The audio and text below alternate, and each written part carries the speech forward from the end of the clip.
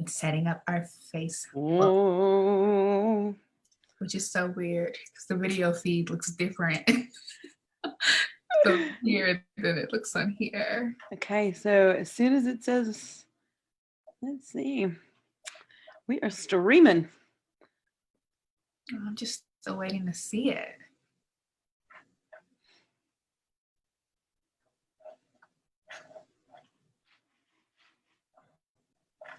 Can you see us live on Facebook? Let's see. Hey, Facebook, are we here? It says we are. Yep, there we are. Okay, let's share this. If anybody is watching with us, say hey. Say hey. All right, I'm going to share us too. We have been shared. We are live.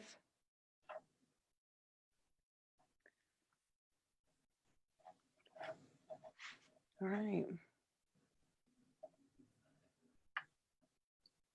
We'll give it a minute. Come on, Facebook. Hey. Okay, we have two people. Hey. Now I can All right, I'm going to share us too. Okay, I can hear that. Here, we are live.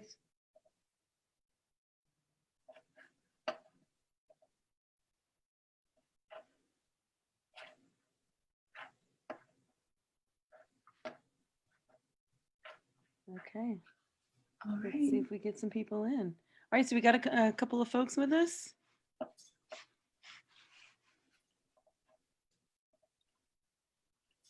right, do you get to see who's with us right now?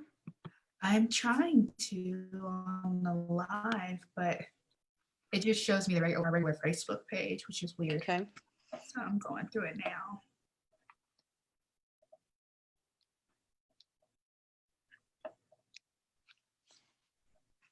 Well, hi, Facebook world. There we go. Right, do you get to see who's with us right now? Yep, I'm good now. To on the live, but it just shows me the regular Facebook page, which is weird. Okay. So I'm going through it now. We are up and ready to go. We have some eyes on us, which is nice. Well, hi, Facebook world. There we go. Right, do you get to see who's with us right now? Yep, I'm good.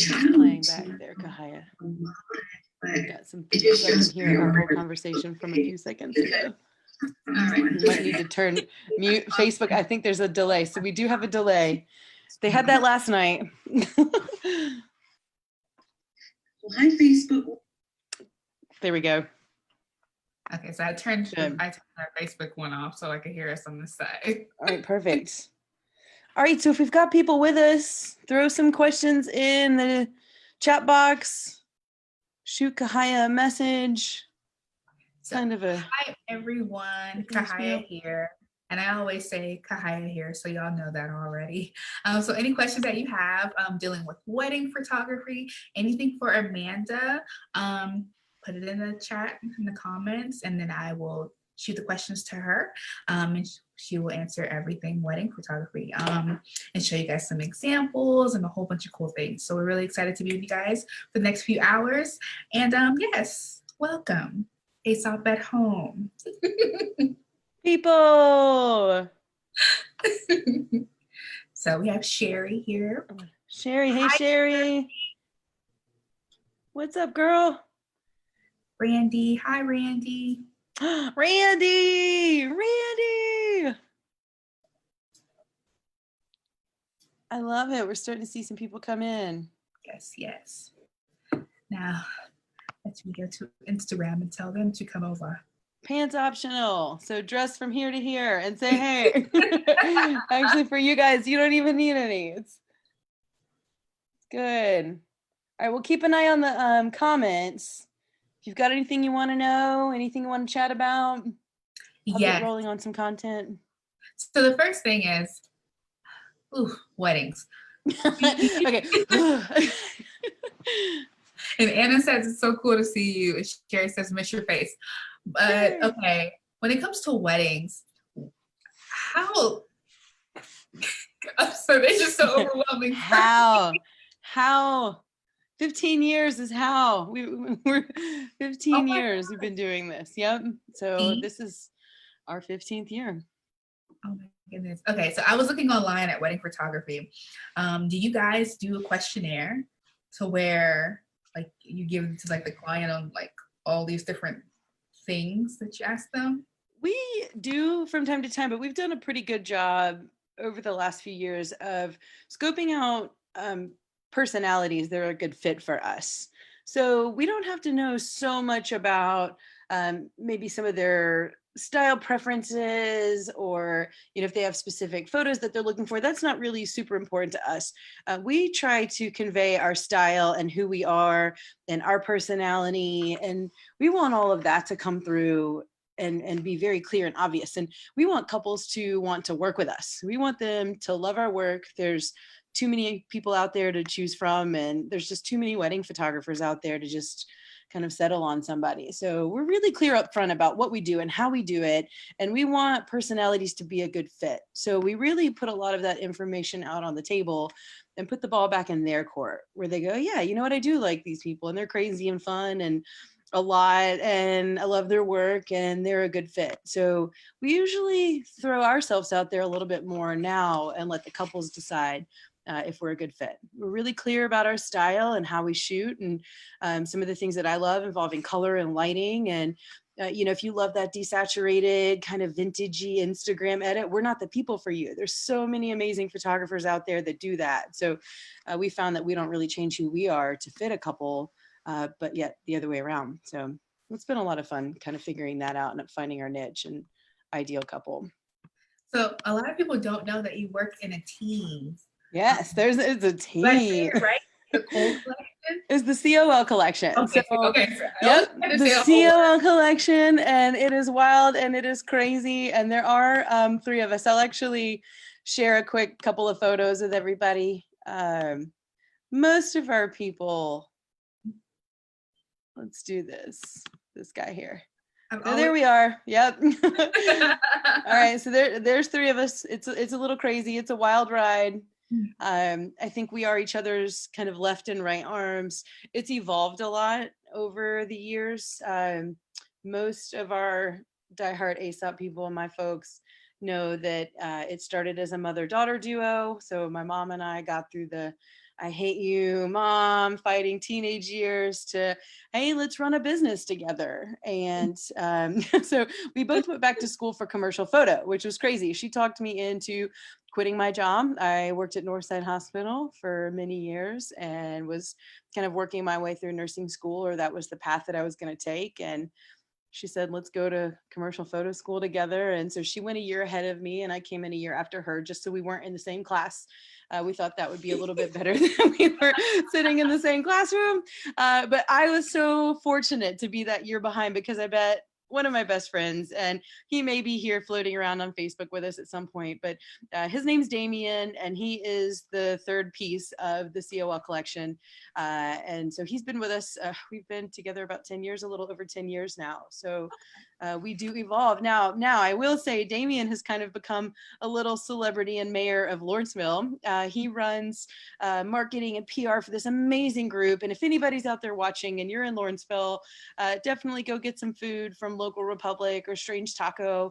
At ASoP, we actually do a lot of our food workshops with them. They have been incredible to us through the years. So Damien does all their PR, social marketing, planning events, and they're just a really, really great group of people. So the better he gets in his job and the more he's needed there, we get a little less of him each year. But we've actually been fortunate to build a village of additional shooters also that have chipped in and worked with us through the years. And I think, one of the biggest pieces for us growing as a business was knowing that you can't do this alone, and you have to have a village, and you have to have a support system of people that you can call. And if somebody's busy and we're cheering for them and they're growing their business, we need to have somebody else that we can call on a Saturday to come work with us or shoot a corporate event. So we grow that network to where we can call on several people. I've used several students through the years that have come and helped carry gear and light, and that's been wonderful.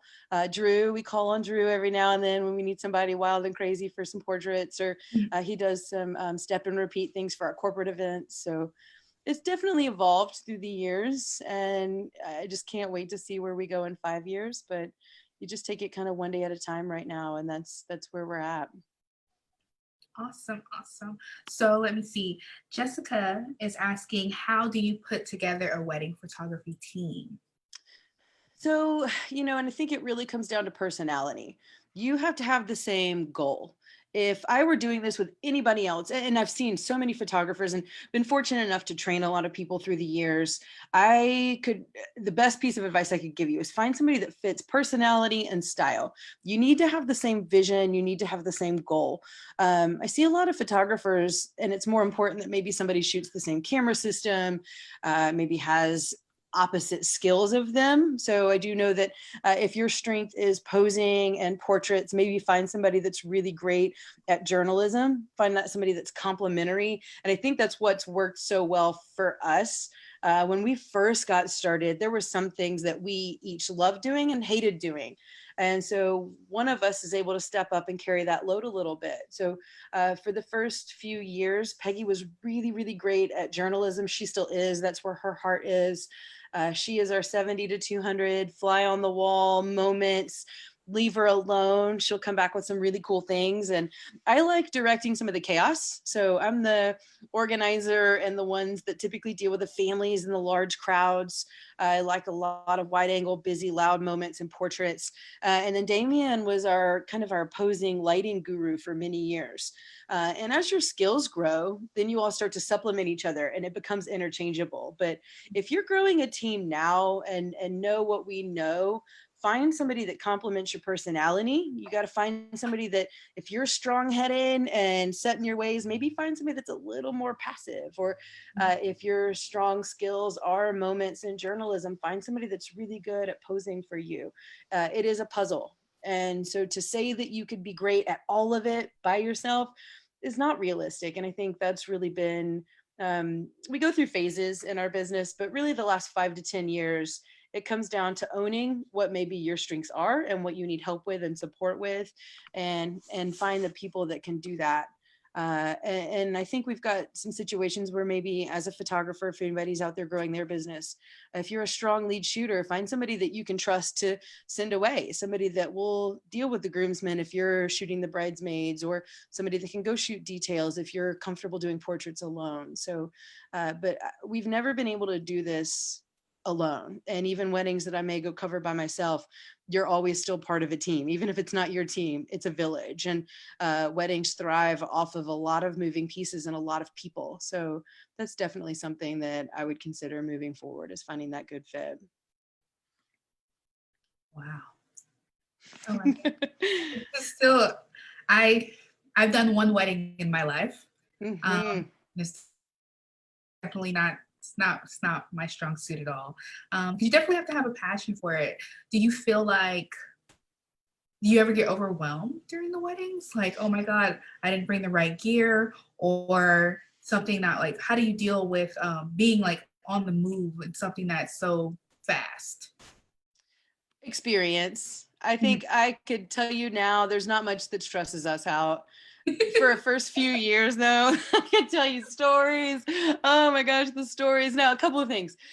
Most wedding photographers live in this state of over preparation, out of anxiety. It's a big day, and you can't ruin somebody's moment. You can't be in charge of the person that's kind of letting all of those people down. So we over prepare and we overpack. So if anybody knows anything about me, it's never a lack of stuff. I think to my own fault sometimes. I have a wagon. They make fun of my wagon. I actually have 2 wagons. They've got a purple wagon and a red wagon, and I tote that shit everywhere. So there's always a lot of stuff, but I think experience and time, you're able to really prepare. And I had an amazing photo instructor going through college, Kim Harkins. Hey, if you're out there, the best piece of advice I kind of received was that you should plan for worst case scenario, and kind of your job is problem solver. We aren't photographers.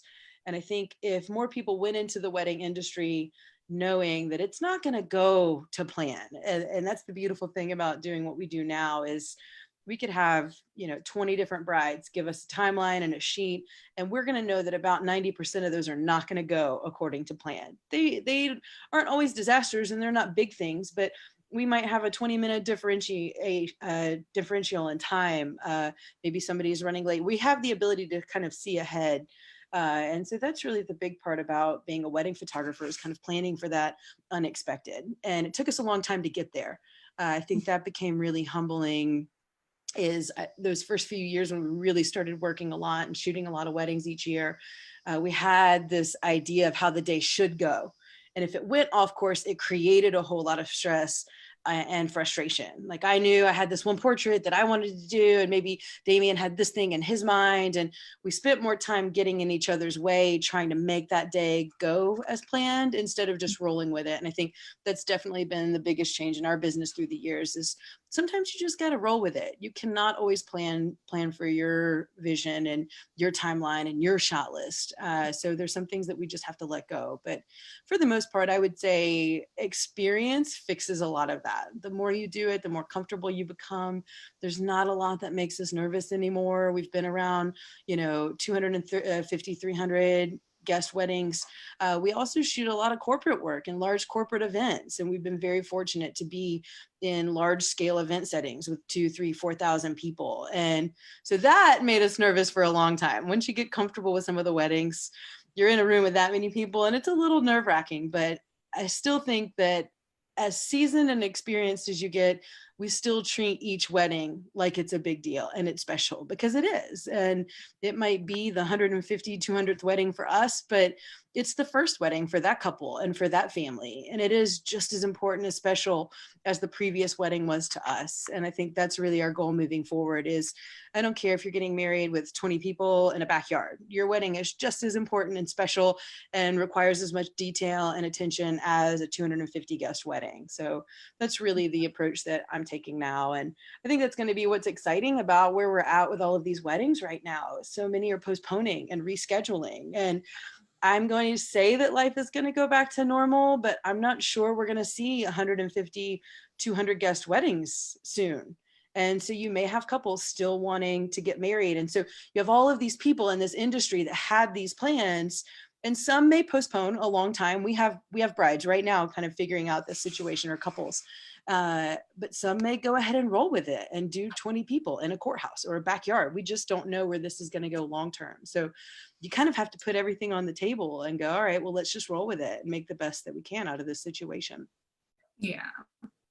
So we have a few more questions. Let me see. Jessica's asking, do you shoot both digital and film? And if you shoot film, do you usually shoot film in both color and black and white?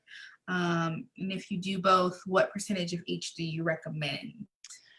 We're a no film team. So I make that one pretty clear. There's two worlds kind of in the wedding world, that there's the fine art film people, and then there's our digital people. And I have to say, I would shoot film. We love shooting film. In commercial photo, we were trained with 4x5 cameras and medium format, and we spent time in the darkroom, and that is all very, very near and dear to my heart. However, I would say that there are people that are amazing at it, and that's just not my strong suit.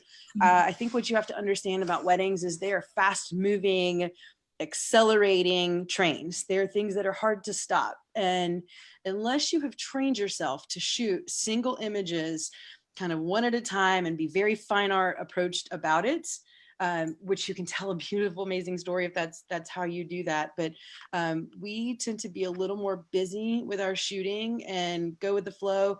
I love a lot of dark, dramatic, crazy colors and lighting and flash. And that whole setup really depends on my digital world and my digital system. We're also really, really super colorful and contrasty with our editing. And that's something that film doesn't really give to us. So it all comes back down to style. So there are some amazing fine art film photographers. And if you're into that, I would absolutely do a quick Google for fine art film weddings and kind of see what's out there. They're typically told in a more isolated story. So one portrait here, one moment there. We're really busy, full story shooters. So we try to run the whole gamut, in that we're not having to be as thoughtful to create a single image. We can make a beautiful story out of 350 photos to give to a client. So, and I think there's a lot of confusion when you sprinkle in kind of maybe half and half. So we do have colleagues that do primarily digital, and they'll deliver 5 or 10 special, unique film photos, maybe specific portraits or something really grand or a really beautiful moment. So I think that's a great approach to it, where you aren't spending the whole day slowing down kind of to get that film right. There's also a lot of liability in today's world.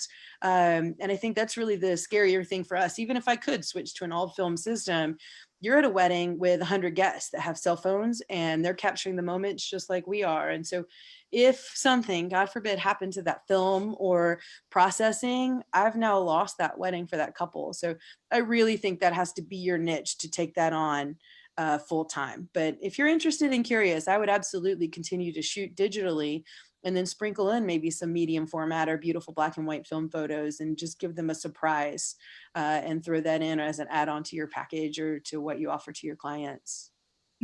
So, okay, one thing I noticed at a lot of weddings I go to, everyone has their phones and their tablets out, and it's so frustrating because like, I want to just enjoy this, put it away. How do you guys deal with that? So we've been the ebb and flow. We've rode the roller coaster with it. We actually were shooting pre-social media. So we had a few years where we were kind of able to enjoy it. The only guests were there with the windy, clicky film disposable cameras. I will say they were a problem then too. So they would reach out the aisle or they'd stand up in a moment. So they've always been there. I just think not to the number that we have now. But we were actually, USA Today picked up an article and NBC News featured it on one of the morning shows. We wrote an article about being unplugged. So this was maybe 7 or 8 years ago, kind of before the whole big push of unplugged and social media, where we just encourage brides and couples and families to be in the moment. And it's been really cool because I think that unplugged moment took off many, many years ago. And we see couples with two stances that some are dead set. Yes, we're unplugged. We want you to be in the moment. They typically print signs and put some things in their invitations to curb that. And some people create the hashtags and they want people to participate. So we embrace it either way. We'll be supportive of whatever their decision is. It's ultimately the couple's decision. But we've gotten creative with how we deal with that. And we try to be sensitive that they're just as excited to be there and take those photos as we are. But instead of fighting with them, we try to work with some of those people. So with that, if somebody's going to sit kind of in the middle of the aisle, we'll really kind of have a great conversation before the wedding gets started. Hey, this is where we're going to be. Can you at least make sure you aren't in the aisle while the bride's coming up and down or the groom's coming up and down? We'll ask certain couples, hey, go ahead. If you know you're going to have really heavy camera photography involved people, put them on the outside so they're not on the inside of the aisle. We love to encourage our couples so that you're not telling people, oh, leave your cameras at home, we don't want you here, but let's just have you sit in the back, or let's have them sit on the sides so they aren't in the actual photos. And then a lot of it just comes down to preparation. We know that it's going to happen. We know that they're going to be there. It's about us having the right lenses. And that's why I think it's so important in today's world that most weddings, you really have to have two people for that reason. So if one of us did have somebody that just kind of hopped out and we were set maybe a long focal length for a specific moment, you can always bank on that other person having an alternative view or a different perspective or something that happened just a second later. So it's really twofold that we put some of this back on our couples and our families. Hey, let's be supportive and encouraging and find ways to curb this a little bit, or let's also be prepared and know that that's just going to happen. I think the silver lining in it is we all know we've done it. We've taken photos, we've taken videos. They're just not that great, right? It's like even by the time you have portrait mode on an iPhone or the newest iPad, it doesn't compare to the thousands of dollars in equipment that we're going to bring and how we're going to shoot and how we're going to light. So I kind of like it that by the time a couple has seen all of the cell phone photos, then we get to come in and kind of go, bam, here's what we shot. And so many friends and family write and go, oh my gosh, I had no idea that you guys were there. Or that's what you were going to shoot, or that's what it was going to look like. And that's really the ultimate compliment. So I think there is a silver lining to it, that it kind of sets the stage for you to come in and to deliver some really, really cool images. Mm-hmm. That's a different perspective, because I've been to weddings where the signs will say like, oh, guests, put your phones away, different things like that. But I never thought of, having them say, hey, put those people on the ends or in the back. I think that's actually a really good solution. Because I've been to the weddings before where they do have the signs, but there's still people that still pull They're still, and we tell couples, hey, if you know you're going to have those people that will ignore the officiant and ignore the signs, then have people sit on the inside rows. So put reserved seating, at least maybe those kind of first inside seats, because it's fair game after that, right? Really, it really only comes down to our couples and brides and grooms coming up and down that aisle. It's that moment. Everything else we can deal with. For the most part, receptions, toast, portraits, all of that, it's fair game. And there's so much that we're privy to that the guests are not. So it really truly comes down to what we're talking about, maybe 2 or 3 minutes total of coverage. So let's fix that and just kind of put people in where that won't happen. And some people do it, and it's just we have a great response to that. Yeah. Do you want to keep screen sharing? Because they can only see one of us at a time. Yeah, so let's do. And show them some good stuff. A new share. We'll do some bridge. We've got a couple of fun.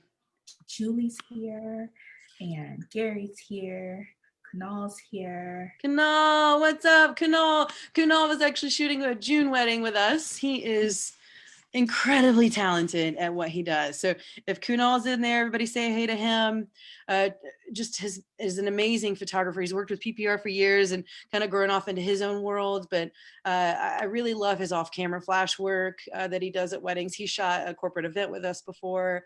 We've sent people over his way, traditional Hindu Indian weddings. It's just beautiful at. So it's really great to find those people that if you need kind of a little bit of filler or somebody else to pull in that specializes in something, that you've got it. So we'll pull up a couple of fun talking point photos. And it's so wild because you look through 15 years of photos, and each one has a story, and each couple is special, and each couple is a little bit different. And most of our couples actually become friends. They become friends and family to us. And so we kind of look at these, and there's something special about every single one of them. But there are some highlights. I have to say, there are some that you kind of go, okay, this was just a really great moment, or a really, really beautiful couple, or something that meant a lot. We have weddings here where we have shot 3 or 4 of these girls now. So bridesmaids turn into brides, and then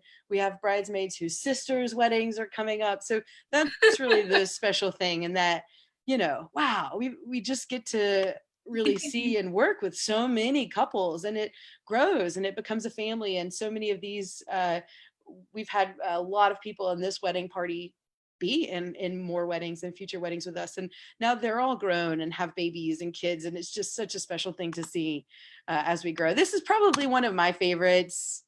I have to say, this is such a great moment. Let me change you here. Let's see if you guys can see this. It's just, you have these photos that you do and that you take, and we've been all over, and it's hard to pick one, but in the end, I love humor and I love moments. As much as we enjoy shooting creative portraits and the dark dramatic stuff, I will always prefer a moment. I think it's what's special, and it's what's different in an industry that is saturated, and in an Instagram world, the moments can't be staged, and the moments are different, and they're so special to each of our couples. And so this was just one of those, a split second. He is not married to her. She is married to a different gentleman on the dance floor, and it was strictly a timing thing. So the family just messaged and said, wow, this meant so much to us. And it was just a really sweet capture there. So I think that one's always going to go down as one of my favorites. And then we'll pull up a couple more while we do this. Oh, your screen went away. Okay, yeah, we'll share this again. Okay, I was like, wait, it went away. Okay. Let's share that. That was a really fun picture. And I think what's really special about the weddings are, for us, typically the pride that comes in. So just genuinely how happy people are. And I think that's what's really fun to see, is there is just a joy. There is chaos and there's stress, but at the end of the day, there's always some moments that there's that level of emotion or pride or overall happiness. And that's the stuff that you just can't stage. And once you get past the you breathe, we're doing this, it's happening, we can't go back, you allow yourself as guests and as couples and brides and grooms and stuff to kind of be open to that. And that's really our favorite thing to do as wedding photographers, is to be there for those moments and to let you kind of preserve these forever, and fun grandmas and moms crying while they're dancing with their sons and the silly stuff happening. And I think that's what's really, it's very special to us. That's really a fun part of this. That's awesome. I'm enjoying looking through all of these. Yeah, we've got a couple. This was a really great wedding. Actually, Miranda took classes with us years ago when we were Showcase. They had a New Year's wedding, so we were there with them for the countdown and through midnight, and that really was just such a great moment. And Tiffany, they all have babies that are grown now. We've shot this whole circle and network, and I'm a sucker for dad first looks. We have kind of this first look world in weddings, so couples first looks kind of 50-50. I think sometimes with the couples first looks, if they're choosing to do that, there's a little bit of pressure. There's some pressure on the groom, or somebody to react or cry. And I think with dads, that's not the case. Dads are typically calm until they see their little girl, and then just the floodgates open, and it's really so sweet and so special. And we've just been very fortunate. People ask about bridezillas and stressful couples, and I think so much of that comes out to kind of scoping those people out and figuring out who they are before you actually sign them. And so we are very fortunate that by the time we get couples in front of us and on wedding day, we just don't have bridezillas. We have crazy aunts and stressful guests sometimes, but that's not the couple's fault. And so much of it comes down to being able to read your couples and know who they are and know if they're a good fit for you. We love the dramatic stuff. So as much as I love the moments and the things that we can't, kind of recreate and stage, we do love making beautiful dramatic portraits and shooting at dusk. Min and Emily, they're a wonderful couple. We've watched them grow in their careers and with their family. You just never know. I think that's really, and I think that's people go, well, how have you done this so long? Or why do you guys still continue to shoot weddings? And I think it's they're all so different. Everyone is so different, even though they're all the same on paper for us. You just don't know what moments they're going to bring. So I've seen sometimes where at the weddings, the brides will already have a picture of them in their dress, like hung up at the wedding. As a wedding team, do you guys do those as well too? We do, and we have, and I think that's more, I'm not gonna say it's a thing of the past, because there's certainly plenty of people that still do that, but most people find that there's really no recreating how you're gonna do you on wedding day. So between your hair and your makeup and locations, and once people figure out logistically what all's involved in a bridal shoot prior to the wedding, that they could get the dress dirty or whatever that is, that there's a lot of moving pieces. And most people settle for, you can't recreate an image that's just going to be best done on wedding day. So most of our brides really go through and just kind of take those few great bridal images that we make on wedding day. Because at the end of the day, that's just really what they love to have. So, but it's certainly something we've done. It's just not something that's asked very much as we go. I've always wondered about that, because I would see it at the wedding and I'm like, how? The wedding now? Yeah, how did they? Yeah. And I think it's definitely, it also comes down to style. So a lot of more traditional families seek for those things, where we see, I would say there's not a term for our couples. We are shooting the first bride with the first marriage at 25, daddy's little girl up until the couple that's 55 and they're on their second marriage and they're doing it at a brewery. So there is no style for us in terms of couple. We love the variety. We get it all. And this is, honestly, like seeing this photo, this is probably one of my most proud moments as a person, but more importantly as a photographer. So this is Damien and Brad. If you're out there, guys, hey, but it was such an honor when it comes time to your own teammate to get married. And we just weren't sure where he was going to go with the photography, because I think Damien was like, well, you could hire the best of the best that's out there, and that could be really expensive. Or not at all, and just do cell phones and social media. And that wasn't really an option. So we sat on it for a month or two, and he finally called one night and he goes, okay, you're shooting the wedding, right? And we're like, yeah, of course we were. Like, this isn't even a question. Like, of course we're shooting the wedding. So this was just one of those moments that not only are you watching one of your best friends get married, but you're the one documenting. And it was just, we cried all day with them. So that was really, really sweet. That was a very special moment for us. Oh, Sheila says she loves Amanda. Hi, Sheila. I love you too. It's so fun seeing all these people here with us. Yes. And guys, if you have any questions, put them down in the chat below, so that way I can push them over to Amanda, so we can get the ball rolling on everything wedding photography, like we love, right? Right. Yeah, definitely. I think, if we've got some new people out there, if I had any advice to give to a new wedding photographer or somebody that's curious about it, it's just do you. Do you, and don't get lost in the chatter and the chaos and the Instagram and the influencers and the social media. And I think we definitely see this thing in the industry right now. And I really see it with other photographers and second shooters, that somehow we've become divisive in style in the wedding industry.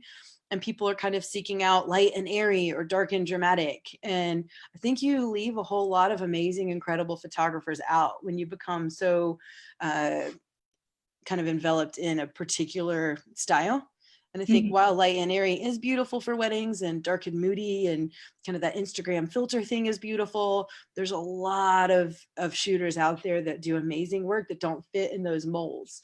And I think that's probably got to be the thing. I see new photographers, it stresses them out. They're always asking, like, how do I make this edit happen? Or how do I create the style? And it's like, well, why are you going to take this whole beautiful, colorful wedding and try to desaturate it and make it dark and muddy if that's not who you are? And if it's who you are, you're genuinely going to shoot that way and incorporate it in your style. So I think I'm really trying to encourage new photographers to just find out what you love. And it doesn't have to fit in a mold, and it doesn't have to be a particular thing that you've seen before on social media. Just be you and do what you love. And I think we've been willing to walk away and lose weddings over that. And that's been a beautiful thing for us. It took a long time to say, no, you know what, we might not be a good fit. And I think so many people are willing to maybe change their style or who they are to get a wedding or to work with a couple. And we've just found that if you don't love us and it's just not a good fit, let's move on and help you find the right person and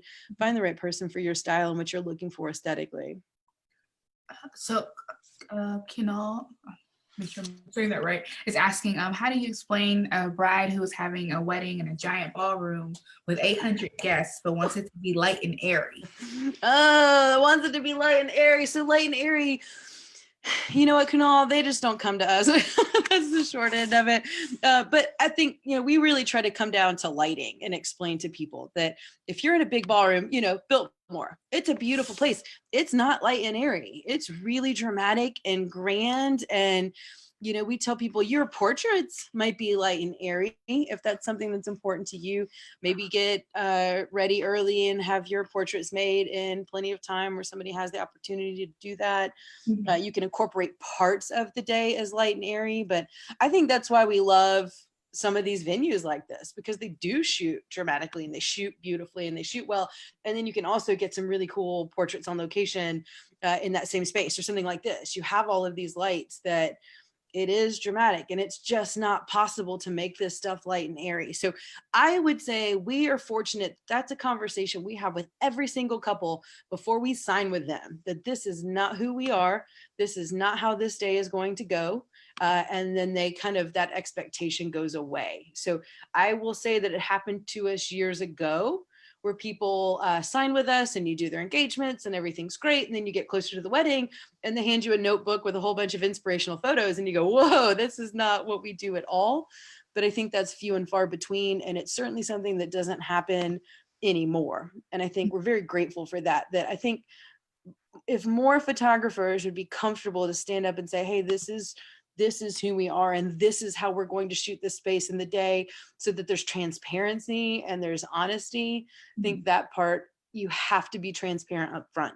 You have to tell your couples, this is how we're going to shoot this day, and it's going to be full of color, or it is going to be light and airy. And I think there's a flip side to it. Some people do expect maybe a little more traditional and clean images throughout the day. And then they're handed a full package that's kind of this edit that they weren't anticipating, or it's a lot more dark and moody than they thought it was going to be. We've been on the receiving end as photographers to fix weddings before, and that's always a little uncomfortable. But, you'll have people go, oh, everything is dark and muddy and black and white, not what we wanted. If we, kind of get some high resolution images to work from, can you tweak the edit for us? And we've done that. So I think you have to lay out these expectations well ahead of time, that this is how we shoot. It's going to be full of color. It's going to be full of really fun moments, so that we're transparent. They know what to anticipate, and that's just what they're going to get throughout the day. But Kunal, there can't be anybody coming to you looking for light and airy. I'm hoping not. So. Oh, wait, let me see what he says. He says that he asks his brides to create a Pinterest board between them. And also mentioning the wedding venue. Yeah, and I think that's totally fair. And I think some people take that approach. We just tell them we're not going to do it. And I hate it. I feel like, I know it probably sounds cocky or comes across as a bit much, but it's just not what we do. This is what we do. True to life, color, moments, lighting, that's what we do. And so most people come to us for that. And it took a long time to get here. It took a long time, many, many years of us forging ahead and kind of trying to conform to what industry standards were, to really find our ideal brides and couples and these moments. So, yeah. So he says that the board is for posing, not for locations. He said, do you guys do that with your brides? We do sometimes. Yep. From time to time, if they've got something specific that they want in terms of posing. But I would say 90% of our brides and couples, I will say couples, we do a lot of same-sex weddings. They come to us and they say, you go for it. Most people at the end of the day don't really want full control. And we're pretty clear with them about that in the planning process. Like, you do you, get married, do what you're going to do best, and let us handle that. And I think the reality of this is, and why we try not to get so far down that rabbit hole in the pre-planning process, is it creates a lot of unrealistic expectations on wedding day. And so a bride could send us 100 images on a Pinterest board of posing ideas, and that might not be conducive to what she's wearing on wedding day, or her body type, or if he's wearing a particular tux that's a little tight fitting. So we try to say, yes, we will do what we can to capture this in the majority, or to incorporate pieces of it, but also give us room and freedom to do what we do and to shoot how we shoot, and reserve that judgment to make last minute calls going, you know what, maybe you're wearing a complete halter strapless dress and it's cold outside and you've got kind of goosebumps everywhere, your skin's really red, let's change this. We need, so much happens on wedding day that is not expected or anticipated. And so we really need to reserve that right and some of that room on wedding day to be able to roll with it and make some last minute changes. Or, we have the weather. There's so many inconsistencies from planning to actual wedding day that there are loopholes in there. And so we just try to say, hey, we'll use it as inspiration and do what we can to incorporate pieces of that. But that's just not going to be maybe what happens on wedding day. And you also have to prepare them for that. So just as much as we prepare for these moments and things to be captured in a particular way, it just might not happen like that on wedding day. That makes sense. So let me see. There's so many uncertainties. Yeah. Is asking, how many weddings do you cover or shoot in a year on average? For a long time, we were doing 15 to 20. So, and it fluctuates. We also shoot corporate work. So we are a business. And if you guys are in and I don't know you yet, or you don't know us with ASoP, you guys can head over to colcollection.com. So the colcollection.com. And that's what we shoot half of the time. And then the other half of the year, we are very fortunate with our degrees in commercial photo that we do a lot of commercial work and corporate work. So we shoot a lot of corporate events, marketing, advertising, headshots. So we have a separate website, and that is colcorporate.com. So you can head over there. So we didn't become so dependent on just weddings. And that's really the beautiful thing. I think as photographers, when you put all of your eggs in one basket, you've got to hit the pavement running. And for me personally, I like variety. I love being able to change kind of pace and gears a little bit. And we're in the throes of wedding season. I like to know that there's going to be some reprieve from that. So it's also a life balance. I have a 5-year-old. I have a 5-year-old and a husband, and I enjoy teaching with the school. So for me, in an ideal world, we're taking 10 weddings that are a really, really, really good fit for us. And it's stuff that I enjoy and I look forward to. We've had years where you're really busy and you might not be shooting clients that you're close with. And I don't know that you put your best work into it. I don't know that that's really where your passion falls. So we fluctuate. We have shot well into the hundreds now in weddings, but just as much corporate work. So, and we have some years that it ebb and flows. Some years we have much more corporate and commercial work than we do weddings. We also shoot a lot of portraits along the way. So I think it's nice to balance. I always tell our new photographers through the school, like, find 2 or 3 things to specialize in. I think if you have just that one niche, you might burn out a little bit. So I know Drew is really, really incredible at his cosplay stuff, but he also kind of keeps working in different commercial work and other headshots and portraits. And I think you have to have a little bit of that balance. And Sarah with her video and the schools, but she also does a lot of other events and types of shooting. So for me personally, I just know that I have to have some variety so that I put my best work and passion into something and don't feel that burnout at the end of the year. Mm-hmm. That makes a lot of sense. Let's see.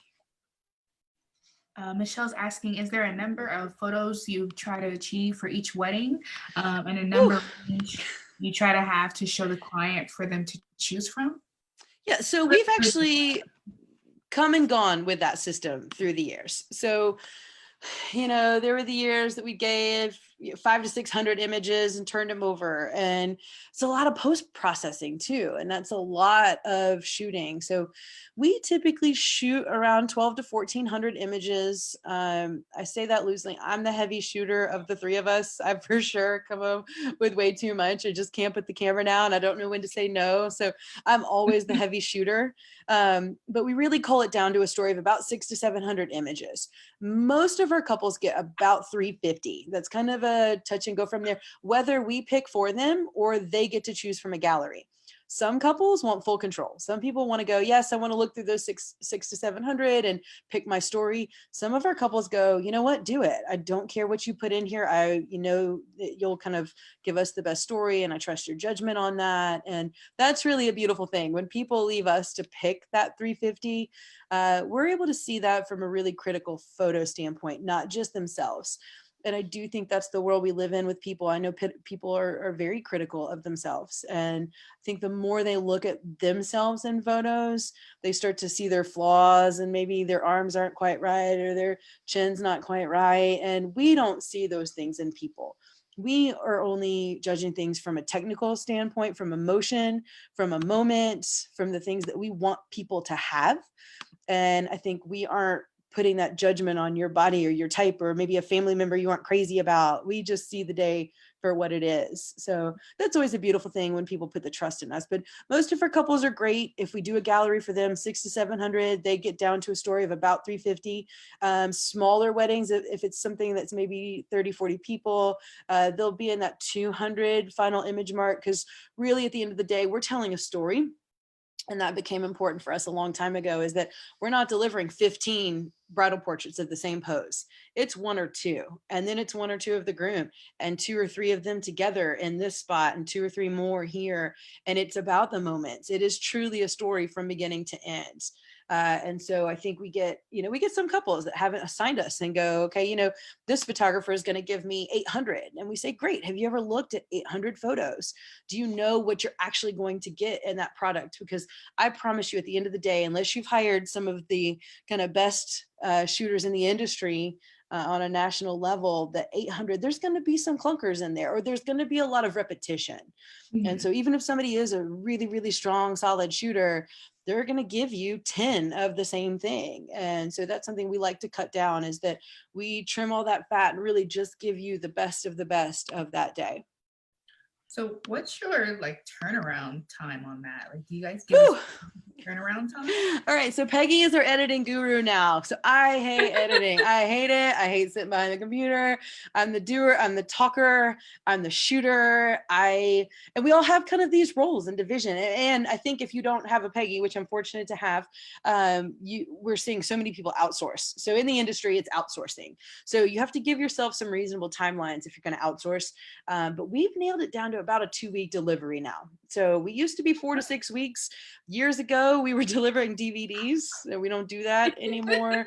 It's been so wild to see kind of that transition of how you deliver products. My first wedding, guys, it was shot with a Fuji Finepix. So I'll have to show you one of those, but just one. I'll show you just one picture. But so 4 to 6 weeks was the standard forever, for a really, really long time. And digital came around, and the opportunity to deliver via USB or digital download even more recently. And so that's freed up some of this image kind of making process also, in that things are fast and they're quick. And so we really try to get a good handle. Is a couple going on a honeymoon? Are they going to be gone for 2 weeks? Because that gives us a little bit of breathing room. But also the longer you sit on something, the longer you have it. And so I think we just really, that 2-week mark is really great for us to get in and push it off. Now, it also comes down to the couple. So if we have allowed them to pick their photos, we are typically kind of nudging people going, hey guys, it's been a couple of weeks, we're checking in. The sooner you get your selections made, the faster we can get rolling on the edits. So if there's ever a delay, we just see so many new couples feel overwhelmed on wedding day. And then they go on honeymoons and just spend a week or two breathing and putting life back together a little bit. So for us, it's kind of a twofold thing that if we're making the photos, it's a little bit of a faster process. There's fewer people involved in that. Okay, so Sam is asking if you have any advice for second shots trying to break in, and says thank you for breaking isolation, brightening isolation. Okay, wait, say that one more time. Okay. Do you have any advice for second shooters trying to break in? And thank you for brightening the isolation. Okay, all right. Okay, I don't know what the second part is, but I know the first part. So Atlanta is a heavy market for second shooters. It's a heavy market for weddings, which is why I think somebody had that earlier question about how many do we really shoot. For us, it's not volume, it's quality. And that's why we enjoy being able to balance this with other styles in photography. And so it really does come down to a balance for us. But you have to have something as a second shooter to set yourself apart. And I think I have several industry friends, people that I trust, that we're always messaging and kind of talking, hey, do you know this person? Can you vet this person? So for second shooters, I think they may feel like it's a large industry, but for us full-time pros, it is not. Almost everybody knows each other or has heard of each other. So even if I don't personally know a shooter, I know that they've been working for 10 years and what kind of weddings they do and typically, where they shoot. And I think a lot of people in the industry can say that. So as second shooters, we typically, the biggest complaints that we hear is that second shooters just aren't dependable. And I think not there are plenty that are. So I think that as a whole, though, it might be they showed up 20 minutes late or said they were going to bring this lens and they didn't. So if you are going to tackle second shooting, you have got to be true to your word. You've got to put yourself out there. You have to be assertive. You have to show up not only on time, but 20 minutes early. You have to dress respectively. You can't smoke. All of those things really become factors. And so there's too many people out there to choose from. And I think what happens for those lead photographers that have built a business by themselves, they have to have a network of dependable second shooters. They can't have a team of kind of flaky people that they don't really know. So some of the people end up scooping up 5 or 10 of the really solid second shooters. So I would, if you're out there trying to find somebody to second shoot for, I would strictly go by style. I would go by style and maybe find a company and tell them what you can offer them, what you can bring to the table. And we've actually had a few people do that with us, which has been really cool. I think, I love your work and I could do this for you or whatever. So I think you've got to find somebody that isn't covered and maybe say, this is how I could supplement and bring the best out and be willing to put your best foot forward. And like I said, do some of those things where you're showing up early and you are putting yourself out there and you become part of their team eventually. So there are a lot of really great second shooter pages and Facebook groups, but those go fast. So the second you post for a second shooter, you could have about a minute, minute and a half, and you're going to have 20 to 30 responses. So you're really competing in a very big world out there. So, but buckle down and find somebody that you can make your team and that you can bring something to their table style wise or shooting wise or technically. And I think you can go a long way. And most second shooters end up finding a good fit as a lead, and they do a lot of repetitive work for them. So once you're in, you're in. Ooh, okay, so Kunal is saying that he's ended up doing 10,000 and 12,000 images and delivering about 1,000 to Yeah. 1,500. That's, but he says That's over crazy. You're crazy. Yeah, but so to be fair, he shoots typically, I think, or for the most part, multi-day events and weddings. That, my And goodness. that's crazy, Kunal. Nope. Yeah, no, I get it down to about, I mean, even on our biggest, I mean, so the reality is these couples just need 300, 400, 500 photos. And the reality of that is they're still only going to do something with about 20 of them. Out of all of those images that we give people, nobody's hanging a portrait or a print of the flowers or some weird guest that's at the wedding. So it comes down to they're going to have their top 20, and that's what what they're going to make prints from, and that's going to be the wall print, and this is going to go in the album. And we, to curb some of that, we bring flush mount albums. I love doing flush mount albums. Most of our couples end up getting them. They come in a package for a lot of us, but they only hold about 80 to 100.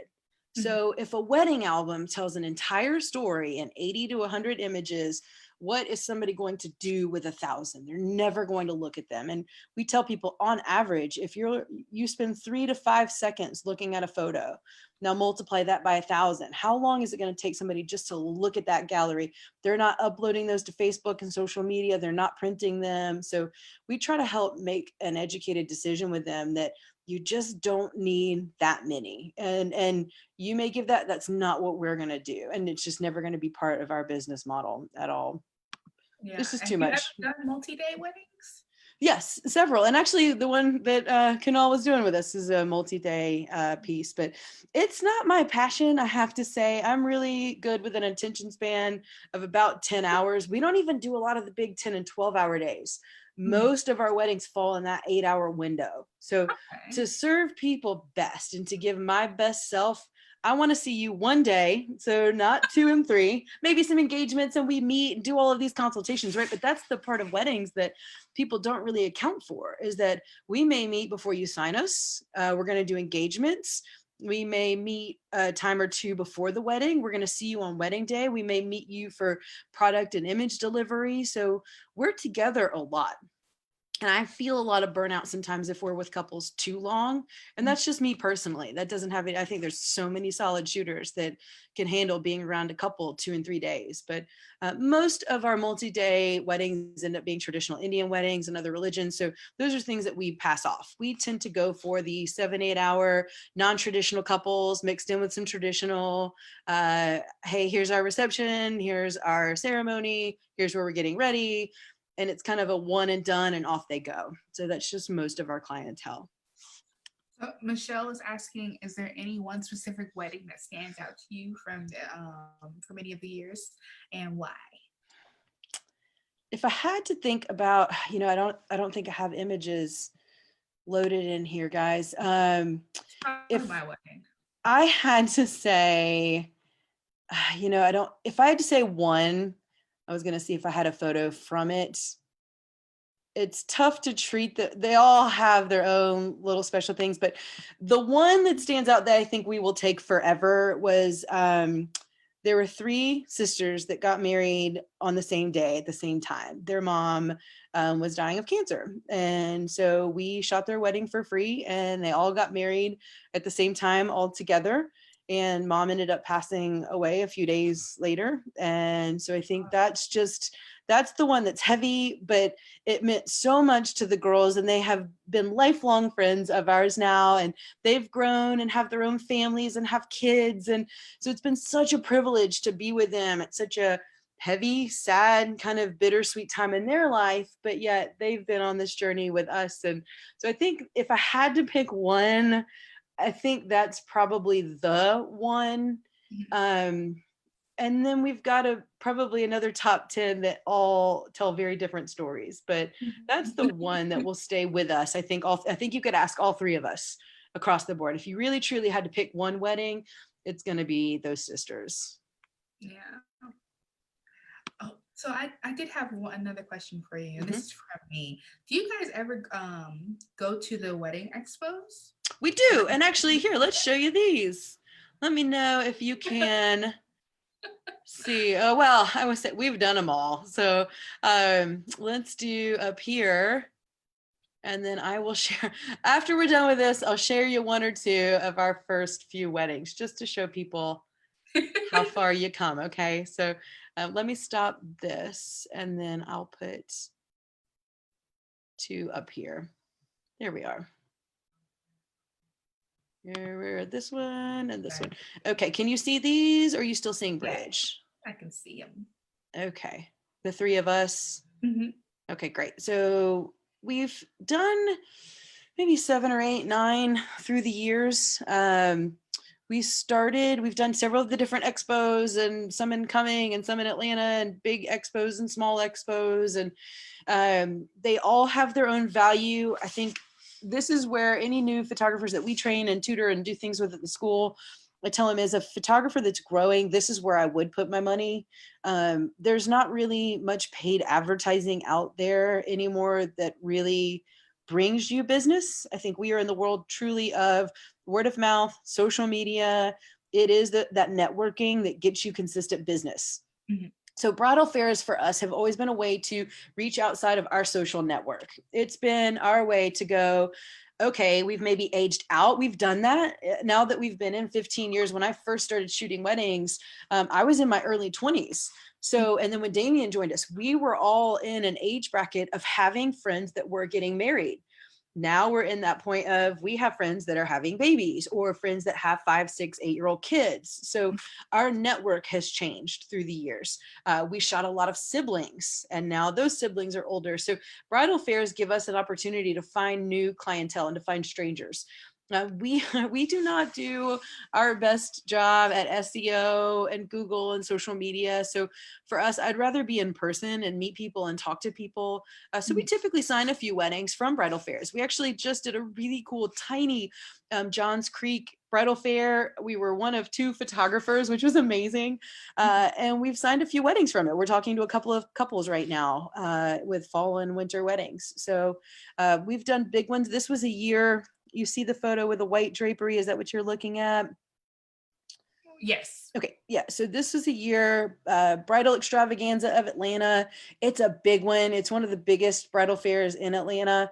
And David Tutera came and we bought the big booth and the fancy stuff and had all the furniture moved in and had a really big, beautiful space. And the waiting line to see David Tutera ended up coming right in front of our booth. So all of the money that we spent, we just kind of had a constant line of people just standing and waiting all day. And it really choked the flow of some of the people that were genuinely trying to get to your booth or talk to photographers. And that happened to so many of the vendors there that year. But it just taught us that you don't have to go all out either. You don't have to buy the double space and you don't have to bring in couches, and some people build walls. So the best years that we've done it, we've kept it simple. We've shown our work, we've shown our personalities.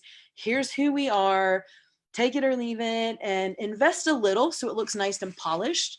But you don't have to go all out either. You can kind of just get in there, introduce yourself, sell yourself. And that's really all bridal fairs are an opportunity to get clients in front of you. And it becomes, hey, not just my work, but here's our personality and here's what we can do for you. And I think that's really what I love about them. So we don't do them as much anymore. It was a very big part of our growing. And those years that we were shooting a lot in each year, it was definitely at least 1 or 2 throughout the year. And but now we've been able to scale that back a little bit. So much is word of mouth and social media for us. Yes, social media can, oh my goodness, can really, really elevate businesses. Do you feel as if it's been very beneficial for you guys? I think so. It's just made it easy, to be honest with you. And it's not that you might laugh at our Instagram. I don't know. We always have people, all my students come in going, why don't you Instagram? I don't know. I can't do it all. So I think that's the thing as working photographers is we all have to have that conversation is what can you do and how well can you do it? And I can be a good mom. I can be a good business person. I can take care of our couples. I can't balance a heavy social media presence in that as well without compromising one or two of those other things. And so I decided to prioritize, and the others are totally on board with this, that you have to draw the line in the sand at what you're good at, what you're willing to put on the plate. And I think social media came as a surprise for so many of us that, oh, I still have to work and I still have to run my business and I still have to shoot and have my gear and my training, and I have to be my own social media presence. So we decided to put that down a little bit. But what social media does for us is it's client reference. It's our brides and grooms sharing weddings, tagging us, going, oh my gosh. And that's really what social media has been more powerful for us than it's really been us having our own incredible Instagram. That's just, and I don't think that's ever going to change, to be honest with you. Yeah.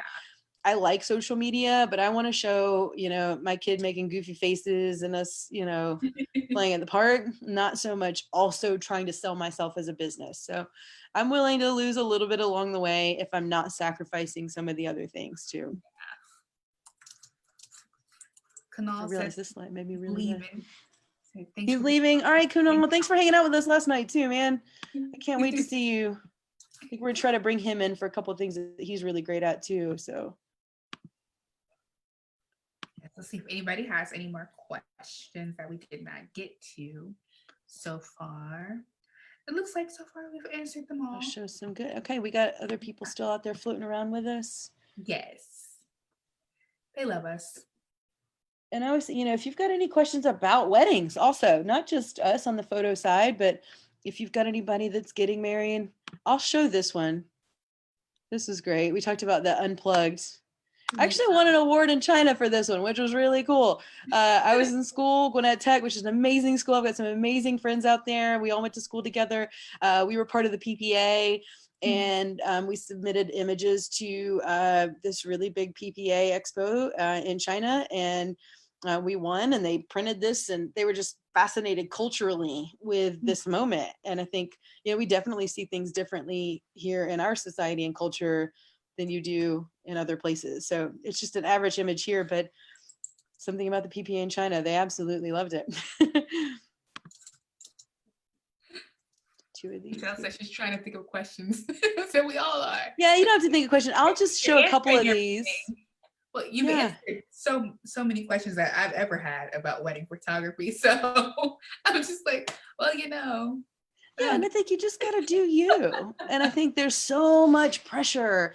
And I think this happens in photo, period. And I'm guilty of it. And I know so many of our students are guilty of it, that we find these big, powerful people in this industry and we feel like we have to do what they do or how they do it. Or if you Google Atlanta wedding photographers and you see the top 10, like, I have to change my shooting style to look like them or my business model. And you don't. This is a big, big industry. And I think that's kind of we've always been a little rebellious in that way, that I can appreciate it and I admire and respect how they do it and what they do, but that doesn't mean that's how we have to run our business. And I think that really only came with time and expertise and age, and us being able to just kind of stand by that we're ultimately going for a good fit in couples and personality and style. And I'm not going to waver from that at all. And the rest falls in place. I really, truly believe that if you're willing to make a couple of those sacrifices, you'll get what you need as a business, for sure. So do you ever travel out of state, or do you kind of keep your clientele in Georgia? And we love to travel. We typically do these destinations that are close. So, but we have been all over. We've got some bucket list destinations, a couple of the big cities. I'd still love to do a New York wedding. We've always wanted to go and do a Redwood Forest wedding, some of the big California weddings. I think that would really be amazing. Most of our destinations are Southeast. So we've been all over. I've got a couple here that I'll actually show you. So we do a lot of Panama City and Sandestin. This one was a fun photo. So a lot of the beaches.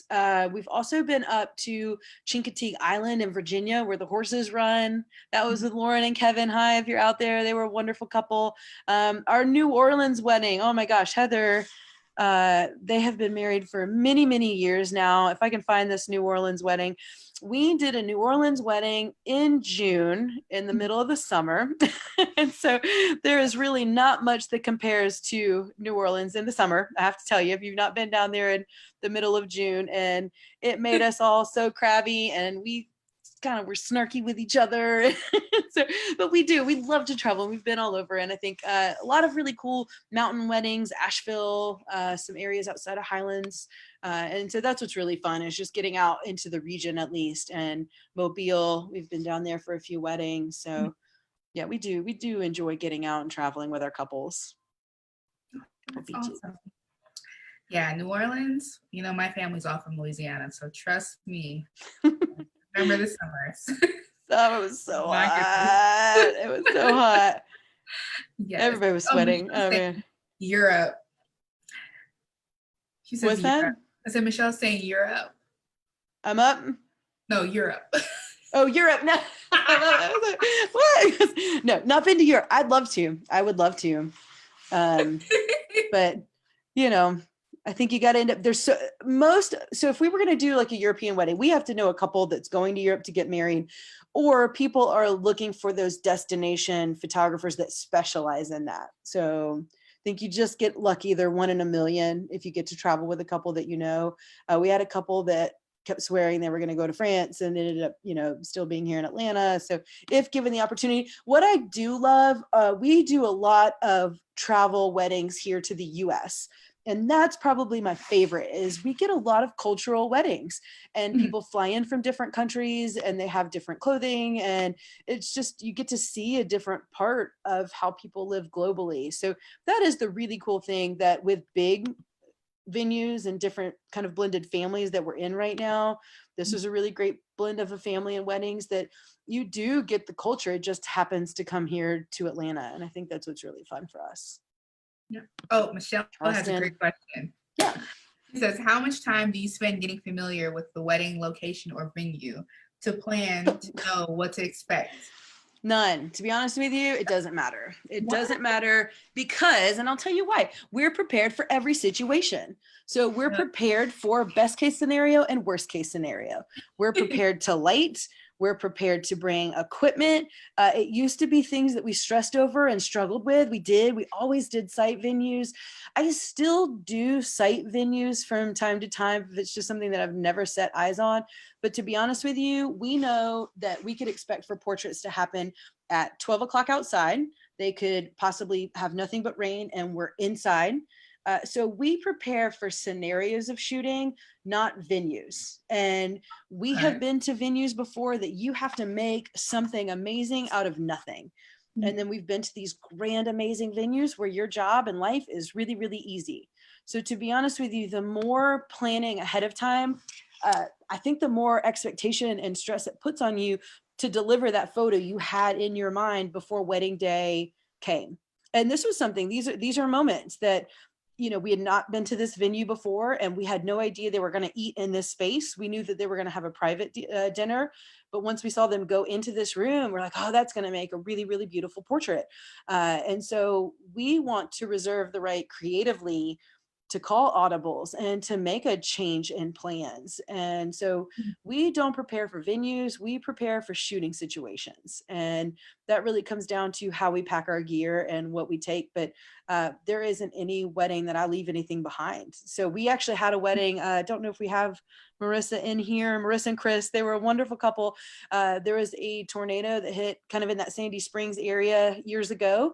And we got to their venue and there was no power. So we just kind of had to roll with it. We brought some lights and equipment and they still were able to get ready and we were able to do portraits. And I think that's one of those things that had I been so dead set on a venue and how we were going to shoot it, none of that happened and none of it went to plan. So that's really been the thing that's a lot of fun right now for us, is roll with it, go with the flow, prepare for the best and the worst, and know that your day is going to lie kind of somewhere in the middle. What we do if we're going to a venue we haven't been there before, Let's say the bride or the couple is expecting us at 2 o'clock. We try to get there about 1 o'clock. We don't tell them that we're there. We walk the property. We look to see where we're going to do family portraits and where we're going to do them as a couple, where some, kind of first look might happen, introduce ourselves to venue staff. So that first hour without the couple knowing that we're there, so shooting hasn't started, is more important to us than actual venue site visits planning, for sure. Mhm. And so do you guys strictly do, like for your team, do you do photography and video, or do you kind of go to weddings where the bride and groom have both, or they'll have a videography team and they'll have a photography team?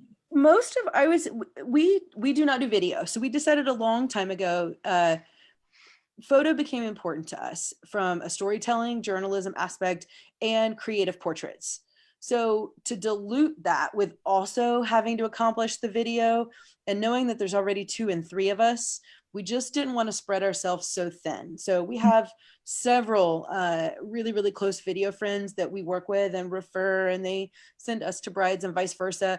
Other videographers that we've just gotten to know through the years because we just happen to be lucky and get hired by the same bride, typically because of price point and style. So you tend to run into the same people over and over again. But we typically, once we've signed a couple, they either tell us, yes, we're looking for a videographer. Do you have any suggestions? Or sometimes it's just not important to people. And I think that comes down to personality. Most couples know, hey, we will look at a video of ourselves or want to share that or have that kind of movie trailer feeling, or we want a 30-minute movie, or it's not important at all. And so I think that just comes down to really personality of the couples. But we've been fortunate to grow our network of videographers. And also you just get to know who all's out there, and it becomes a really great relationship when you work with people that you love, for sure. That makes sense. Yeah, because right, I guess now with social media and everybody, sharing everything, what I do see a lot of now are the videos, or it's the recap video. It's yes. Yeah, and I think when most of I would say our modern couple, I think this has really changed more in the last 5 years from our end, is that the modern couple is looking for more of that movie trailer, emotional. They aren't going to sit through the 30-minute video that mom and dad may have had growing up. So that's definitely been the biggest difference, is they want it to be impactful and emotional. And the people that are good at it in the industry are really, really good at it. And so they've just kind of set the standard for what people should have and receive. So, and I think if I did it all over again, if I got married, and that would certainly be the approach that I took, would be, I just want that 3 to 5 minute movie trailer. I'm not going to sit down and look at the 30, 40-minute video anymore. So for sure. And I think, with phones and video, that is, people are supplementing that stuff for sure. Yeah. So what would be some key things that you would feel a wedding photographer would need to have on their website? I think the most important thing is being clear about who you are as a photographer. What is your vision? And so I think we try to be really clear about that. We don't shoot at a lot of barns. It's not that that's not our thing. It's just I think what you put out there is what you will get. And so we wanted to show a variety of people. So if you have an ideal couple in mind, that's who you need to present on your website. We don't have a particular type of bride or couple. I had mentioned earlier, we want the 25-year-old bride that's getting married for the first time. We want the second marriage. We want the older couple that waited 15 years. We want all of it. I want elopements. We want big weddings. So we try to show that variety and style on our website. I think you also have to be authentic. And I think I'm sure a lot of people out there will agree. Some might not, but I feel like some of the bios, and it gets really cookie cutter. And so you see a lot of new photographers that they like puppies and coffee and M&Ms. And I think while that's cute, that doesn't really give people insight into who you are. So we just try to be pretty clear about who we are technically and personality wise. And we always joke because some of the bios feel like dating websites, not photographers. Like, we aren't going to date each other. If you hire me to shoot your wedding, we are not a thing. I want you to want me to do a great job. I want you to hire me for a service that you can't be without. So I do hate seeing some of the websites that feel like dating sites. I think they definitely need to reflect a little bit more of your personality and style and background and who you are and what your vision is and what you want for couples. And Yeah. I think that's something that comes with time and growth. And that's something we're always ebb and flowing with and modifying for sure, is that you go, we need to change that or take that down, or that might not be a part of who we are anymore. But really the variety, it came down to variety on our website of who our ideal client is and showing it and being proud and standing by that. And if you lose a couple along the way, that's okay. Yeah, I think that's really, really good advice, because now in this digital age, we're seeing so many things. Like, it's the fact that we look at over 1,000 pictures a day. Mm-hmm. Yep. So you're seeing the same thing. You're on Pinterest. You have these boards. You have these things, promos, ads, all these things. You start to kind of go with the norm of what is being thrown at you. Right. So. And we want people to look at our stuff and go, that's not, I don't know that I can tell you what style that is. So, and most people do, what is your style? And we just say it's, a really great blend of timeless and classic with a contemporary twist. Mm-hmm. So, and that's really our goal with style for these weddings is, and I think, and we're guilty of it, we've done it in the past, that some get so far down a particular style that they date themselves quickly. And that is the beautiful thing about doing this for as long as we have, is that we see trends come and go, and they will come and go. And as much as we love Instagram filters now, in 5 years, that is not going to be the thing. So we try to have enough insight to know that we don't want to pigeonhole ourselves so much that people can't share these photos in 10 years. So we're trying to we want to reach to our modern couple, but we also want grandma to be able to look at them and them be enjoyable and special. And we want them to look back on them in 15 and 20 and 30 years. And really, we think the only thing that should date a wedding photo is maybe the hair and the clothes, but not the photos themselves. So we just think that if those hold up and you can stand the test of time, everything else will fall in place for sure with that. So that brings me to the question of, do you archive? We do. All of them? Because I know that sometimes, a bride that I knew, her house had caught on fire and she lost her wedding album. And so, of course, I had the picture still, so I sent them to her. But honestly, I was going to delete them because I was like, I don't like weddings.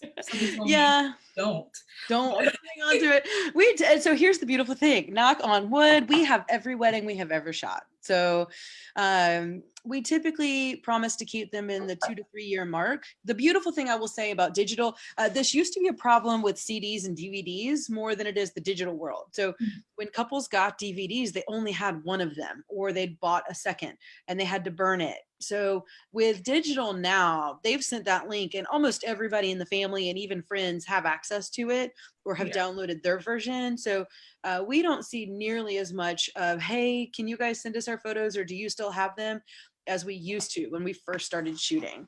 But for the most part, I think that'll be something that across the board, most of us, and we tell our couples, we will absolutely have these for a few years, but download them, share them with everybody, send multiple copies out so that you just have them moving forward, and that you don't ever lose track of them. That is kind of the cool thing about social media, is that there's always some level of, back to Kunal, what we were talking about with 10,000 photos or giving a couple 1,500, they aren't going to put that many on Facebook, but they will put the 50 or 100 or 300 that they want people to look through. So with social media, there's also some level of archiving themselves happening there, that people, I think, once they get through a wedding day and the excitement of looking at all of them, will cherish. There's a top 50 and a top 20.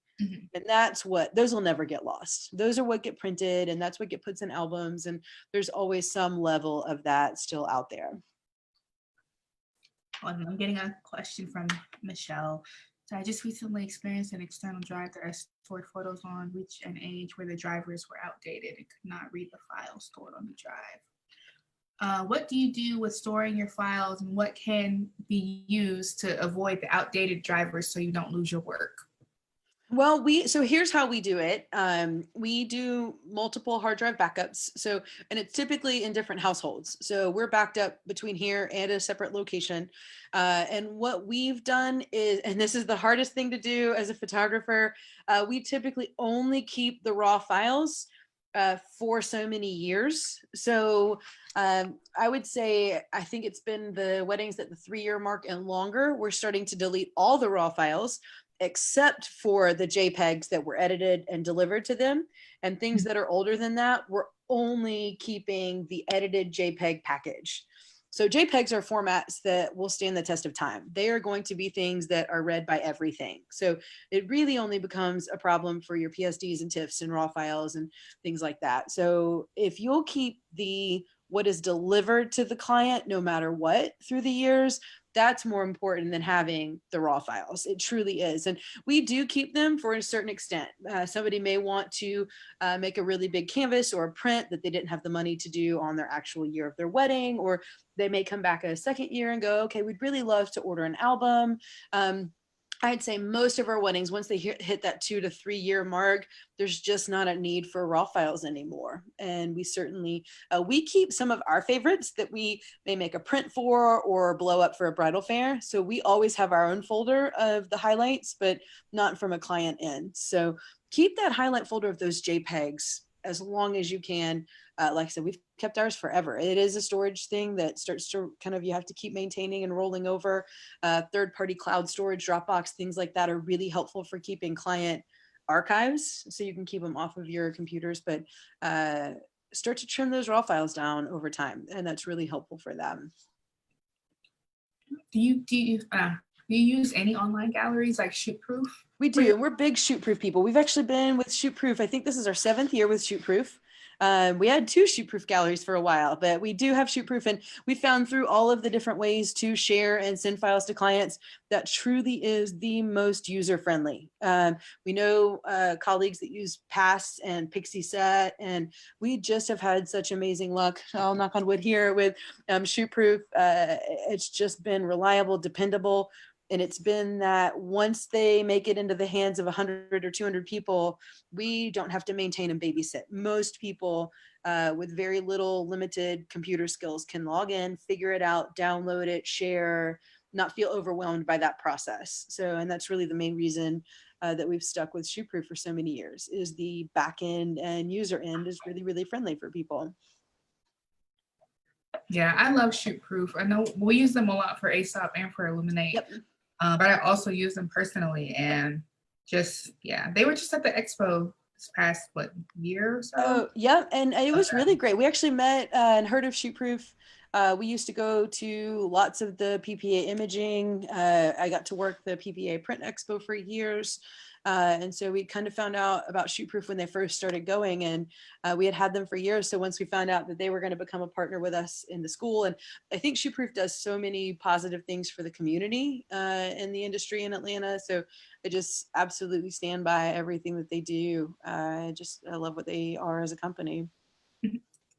So so Michelle's saying that the external drive is what was outdated. Do you know, have you ever experienced anything like that where you had to get that updated, or do you know anything about?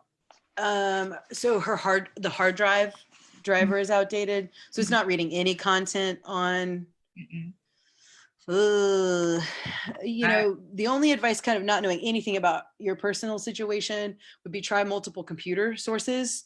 So maybe try something that's older to see if that supports, and then go ahead and back up from a different hard drive. So not knowing anything about your situation or computer or hard drive, if something is outdated, try to at least get your hands on a different laptop or a friend's computer where you can at least view and see the content to get everything on an updated new hard drive, because I really think that's the best approach to it. And technology changes fast, and we have a lot of students that go, you know, I have the latest updated software, and then Adobe just launched an update, and now this new camera isn't reading Lightroom. I think we're always going to deal with some level of that, but Yeah, if you can find some older technology, even just a year or two makes a significant difference.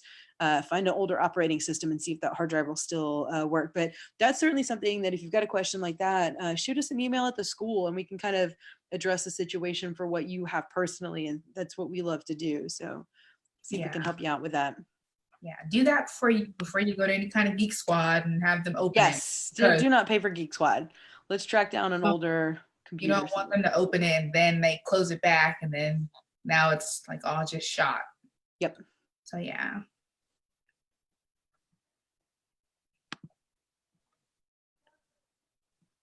She says a lot of photographers state to store your files on drives and then save the drive somewhere safe. But what do you do when all you have are those old drives and the drivers are outdated? Basically, if you can't get those pictures. Let's say just the older technology, trying to see if you can at least pull it. Yeah, and I mean, honestly, if it's just a hard drive issue, that's something worth contacting. If it's Western Digital or if it's, you know, a different manufacturer, that's a good place to start. It would be surprising if you've got older hard drives that nothing is going to read it unless there's a bad drive. So that's not going to be something you'll be able to find an older PC. It also might be a formatting issue if you're using Macs or PC. So I might at least try to problem solve when did you change technology? At what point were the hard drives working for you? And when did the hard drive stop working for you? So that's what we kind of need to backlog and figure out. But Kahiah, if you want to throw our email in there and let's see if we can at least help you out with your specific. Oh no, she's just saying that a lot of photographers, wedding photographers, have said to store everything on the drives, and then they just go and they put the drives away. So if you've Gotcha. Yeah. Oh, I'm sorry. I thought, yes, I see. So we have to update. We know that there's a lifespan of about 8 to 10 years. So we have older drives that have to be put and copied onto newer hard drives. And I think that's the thing with where we're at as digital photographers. We don't know what the footprint long-term of hard drives and storage will be. That I really believe we kind of got the unfair shake in the digital world comparatively to the film guys. We have to do it all now. And you had to put care and confidence in your shooting in the film worlds, but you ultimately kind of got to drop it off at the lab and pick up the prints and off they went. But now we're having to maintain all of this with us forever. And it's a constant state of change and evolution. So we typically archive 8 to 10 years, and then it's like, okay, it's time for 2 new hard drives to back up previous content. Or like I'd mentioned earlier, it's important for us to highlight these client packages, what they were given in JPEG, even if it's web resolution, put it up on the cloud, because that's going to be your way to transfer that long-term.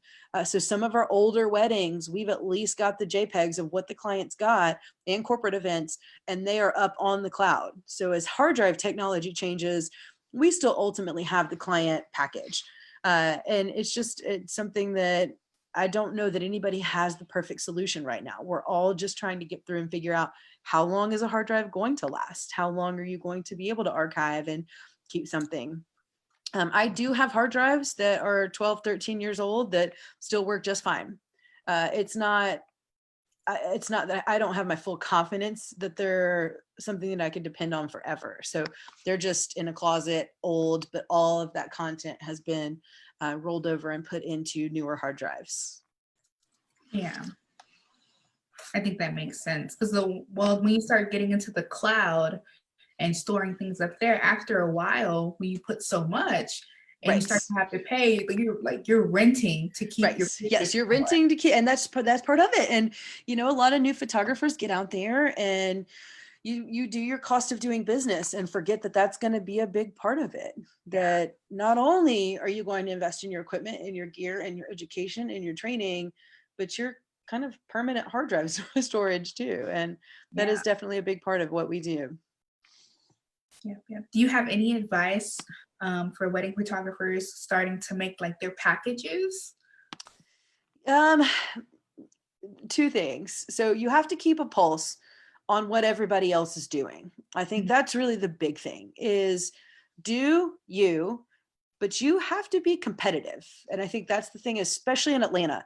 I think if you're in a small town or if you're in, you know, a less populated city, but if you're in these big metropolitan cities, there's thousands of people out there to choose from. So you have to be competitive in what you offer, or you have to offer something so outrageous and unique and special, people are going to exclusively seek you out for that. So one of the two has to happen. But I always tell our students at ASoP that do your research in a 10 to 15 mile radius. So figure out, who are your photographers, who's your competition, who's in the area, what are they offering, and how many years have they been in experience and been shooting, and do they have an education, and do they have multiple shooters, and that you can create ballparks from there. Now, we always get asked, how much should I charge? Well, cost of doing business is a personal conversation, and every industry pro will tell you that your cost of doing business may be very different from mine, but it'll at least let you put your thumb on what other people are doing and offering in the industry and give you a ballpark of what you can kind of put in. And is it 8 hours, 300 photos, or is it 5 days and 5,000 photos and something crazy? So you can kind of have a ballpark in mind. So with everything going digital, you see a lot of oh wait, I'm losing it. Do people still print? I mean, that's a good question. Some people still print. Yeah. Some people still print, not as much. So not as much as I wish they did. But we do. That's why those albums are so important to us. Is that it is a tangible, physical thing that is with them forever. So some people do wall prints and small prints, but printing technology has also changed. It's not just Walgreens and Walmart anymore. Our modern couple knows all those really cool websites and kind of online printing companies that do a great job. So people always ask, are you afraid they're going to print at Walmart? Not anymore. Our couples now know where to get great products and prints made from online. So we just don't stress over that too much anymore. Okay. I've always wondered, because with just the evolution of time and seeing how things have shifted so much to, we have all these huge events, and the only thing we do with the pictures is make a Facebook album, upload them for our friends to see, and then you forget about it after a while. Right. Yep. It absolutely. It just kind of gets put on the back burner. And we tell couples, if you don't deal with this now, you won't. And I'm guilty of that. I think even with my daughter, I was like, oh, I was going to print all this stuff, and I've got a couple canvases. There's actually one up there. But if you don't do it now, you never will. You will never slow down and make an album or print or get any of that done. And what we try to do is we follow up with couples around the holidays. So if we had a February wedding for them, we'll reach back out around the holidays and say, hey, there's some great sales, or would you like to get these for gifts? And so that's a great way to, the time has passed with the wedding and some of the chaos has settled down, but it gives them a little bit of breathing room to thoughtfully make some products and prints. Because once they've had the wedding and the honeymoon's over, a lot of our couples go on to buying houses or building houses and growing families or really cool corporate jobs and traveling. So it does become a little bit more in the rear view mirror the more that time goes on. So we do try to push them on that part. And most of our packages, when we sell and get in there with the client, have that album so they can breathe and not really have to worry about adding that on after the fact. So it's already been incorporated in that cost up front. And then they can just enjoy that once it's happened. So do you, and I've been to a wedding expo when I was looking for my wedding at the time, and I had signed up for a lot of newsletters, but the digital ones. Do you guys offer that through your website where people can sign up, stay updated with you? Or do you feel like that's really for wedding photography? No, and I think that is what I love so much about social media is that our couples, once we're done with the wedding, they find us, they friend us, they have our email, they have our phone numbers. We have a wedding from a couple years ago now, and we're going to actually be able to work with them as a dental practice. So most couples that want to stay involved will, and we don't have to put that on our plate of continuing to email. We do love our Facebook presence. So we typically find that between Facebook and Instagram, our couples that are still together stay, they know what we're doing, and they've all become, there's so many that are personal friends now. We've been to baby showers and we've been to other life moments. And we have nothing in common except that we shot their wedding. And that's probably the most exciting thing about what we do is weddings are a very, very personal moment that you're with people. You're with them at their highs and some of their lows. And you're able to kind of get this raw glimpse into a very intimate moment in their life. So that part is really special. And once you've shared that moment with a couple, they don't leave. They don't go too far. Yeah. That's really cool. Let me see if we have any more questions in the chat. Got anybody else floating out there? This has been awesome. We've just had some really great questions and some really, really fun conversations tonight. I will Marla finish. has joined us. Marla's in there. I guess everybody's getting ready for bed because we're down to 2 people. Down to a couple. All right. This has been awesome. So, and Kahiah, thank you so much. This has been a lot of fun doing this with you. Oh, you are welcome. Finish off with this one. We call that one our Steel Magnolias photo. Oh, You know, some Southern women, man. Southern women. Anyway, Yeah, you know, if you've been around Southern women, you know that photo, right? But yeah, I'm back in Texas. yeah. But yes, thank you for answering all of these questions and bringing your insight. Yeah, I think, well, I'm looking through and I feel like we covered everything. okay, awesome. And if anybody's kind of just joined us or still lingering a little bit, if you have any questions, we're here. You've got our emails, our website, our Facebook page. We do one-on-one tutoring. We do a lot of these really great workshops. There's a couple of super awesome lives coming up. I think Sarah and Alex have one soon. So a lot of great opportunities to get your questions answered and just hear from other people's experiences. So. Yes, ma'am. All right, girl. All right. Well, thank you for joining us. We'll cut this a little early because I see your battery. Oh, am I sharing my? I know Josh was coming in to plug it in. I had changed. Hold on, share that.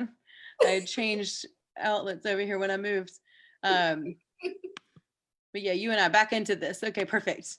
Now, this has been fun. It is what it is. So, and at least people and everybody hang in there. If you watch this later, hang in there. We are here. We're your support system, just to bring a little joy and sprinkle a little positivity and something fun for people to do in this wild, crazy time. So very much so. Yes. Okay. Well, good. I'm going to end it all. Okay. Awesome. All right, Facebook. Thanks for hanging out with us. We'll see you guys. Probably next week.